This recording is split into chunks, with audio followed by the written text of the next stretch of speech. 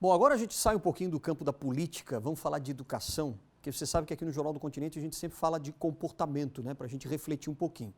Olha só que dado preocupante da educação aqui no Brasil.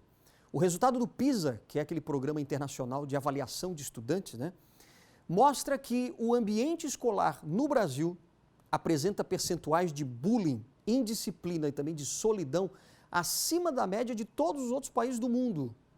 Exatamente, olha só os dados, 29% dos estudantes afirmam que já sofreram algum tipo de bullying. 41% dizem que a indisciplina domina simplesmente as salas de aula e os professores têm dificuldade de manter os alunos calmos dentro de sala. E 50% dos estudantes faltaram pelo menos um dia na escola.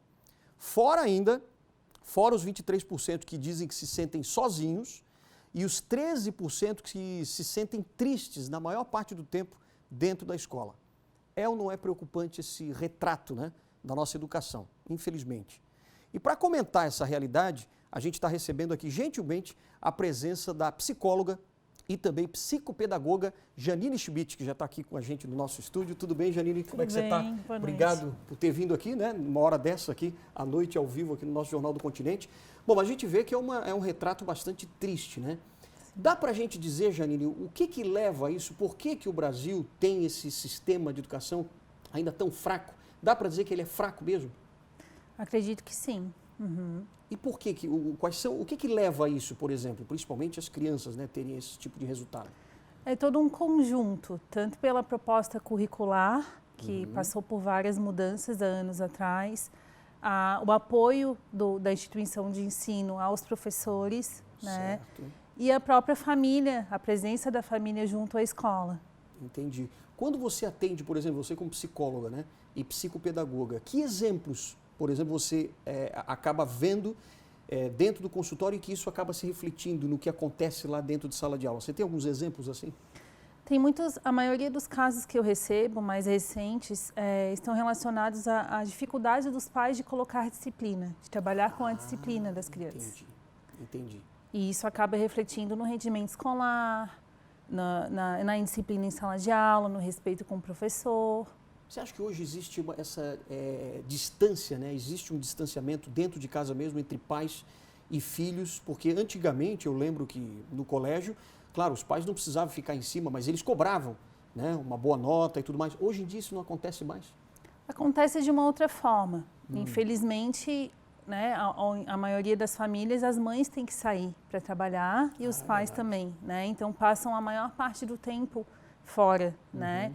E acabam, sem se dar conta, compensando com coisas materiais, né? Não tem um limite de trocas, por exemplo, de presentes, é dado presente à vontade, né? Fora de datas. Às vezes o celular, né?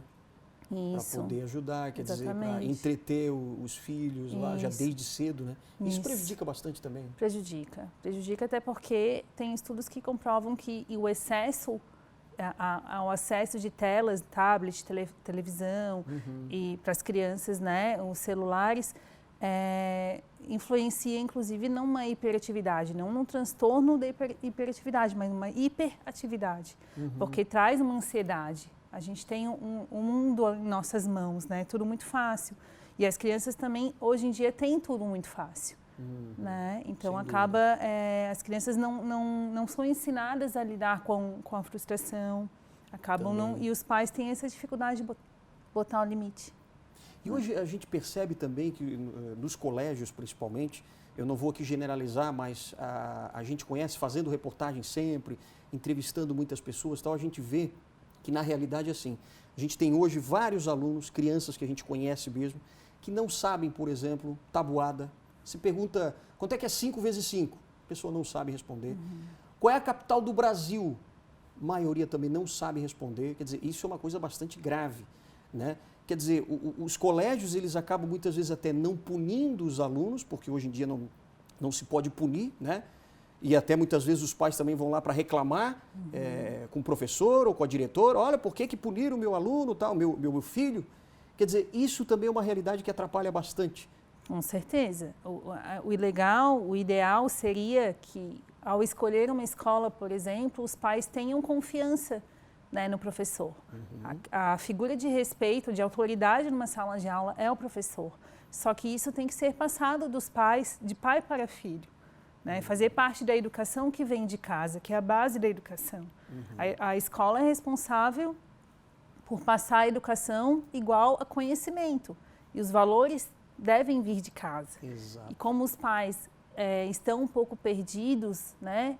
Alguns pais estão perdidos, não dá para a gente dizer todos, né? Claro, claro. Mas acaba influenciando nessa qualidade também das notas, do comportamento. Sem dúvida. As crianças estão muito ansiosas. Tenho recebido muito casos de crianças com depressão, Olha com só. ansiedade, transtorno de ansiedade, bem pequenos, né? Caramba, já com uma idade assim de 7, 8 anos de idade já tem registro Já de tem depressão. indícios de depressão. A gente não fecha um diagnóstico, tem que fazer uma investigação bem criteriosa, mas já tem. O que você acha, Janine, que precisa ser mudado hoje em dia no nosso sistema educacional para que esse problema seja diminuído, hein? Acredito que a participação dos pais de uma forma mais, uma qualidade na participação dos pais na educação. Isso é a primeira coisa, né? Acredito. Né? A Entendi. presença dos pais. A escola deve chamar os pais para dentro da escola. Né? Como acontecia antigamente, né? Isso. Lá nos anos 70, nos anos 80, os pais estavam muito mais presentes. Né? Hoje a gente não vê mais isso. Isso. E também a nossa proposta curricular, né? Que daí vem a mudança, vem de cima. Né? Então, eu fui numa escola essa semana e eu soube que, novamente, a gente tem aquela lei da aprovação automática, Sim. que antes era considerada alfabetização até o 3º ano. Mudou este ano até o 2º ano, né, do ensino fundamental. Então, olha a dinâmica que as escolas têm que passar, toda mudança de um ano para o outro tem que se adaptar e as crianças ficam ali, né? No meio dessa mudança que vem de cima e as escolas correndo para dar conta de tudo, dos conteúdos. Sim. Então, e o que você acha da instituição das escolas cívico-militares? Porque aí vai começar a colocar um pouco de disciplina também, né? sim.